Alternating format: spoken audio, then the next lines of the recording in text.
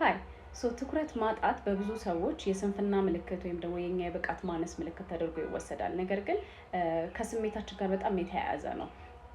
ትኩረታችንን የሚቆጣጠርልን የአእምሯችን ክፍል ፕሪፍሮንታል ኮርቴክስ የሚባለው እና ስሜታችንን የሚቆጣጠረው አሚግዳላ የሚባለው የአእምሯችን ክፍል ተያይዘው ነው የሚሰሩት። ስለዚህ ጭንቀት ውስጥ ስትሆኑ፣ ንዴት፣ በጣም ሀዘን ውስጥ በምትሆኑበት ጊዜ አሚግዳላ የሚባለው ስሜታችንን የሚቆጣጠርልን ክፍል በደንብ ንቁ ሆኖ ይሰራል።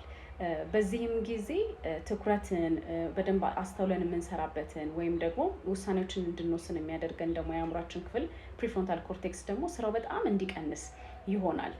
ስለዚህ ትኩረታችን የሚሆነው ያ ስሜታችን ላይ ነው ማለት ነው፣ ወይ ጭንቀታችን ላይ ሀሳባችን ላይ ነው የሚሆነው። ስለዚህ አንድ ነገር ቁጭ ብለን ፎከስ አድርገን ደግሞ በደንብ ትኩረት አድርገን መስራት ይከብደናል ማለት ነው። ስለዚህ ብዙ ጊዜ ትኩረታችሁ ወይ ሲበታተንባችሁ በደንብ ሀሳባችሁ በደንብ አተኩራችሁ ነገር ላይ መስራት የሚያቅታችሁ ከሆነ ስሜታችሁን በደንብ አዳምጡት፣ ወይ ደግሞ ስሜታችሁን ያንን ስሜት ያመጣውን ነገር መጀመሪያ ካላስተካከላችሁት ትኩረታችሁ ሊስተካከል አይችልም። I hope this helps. Thank you.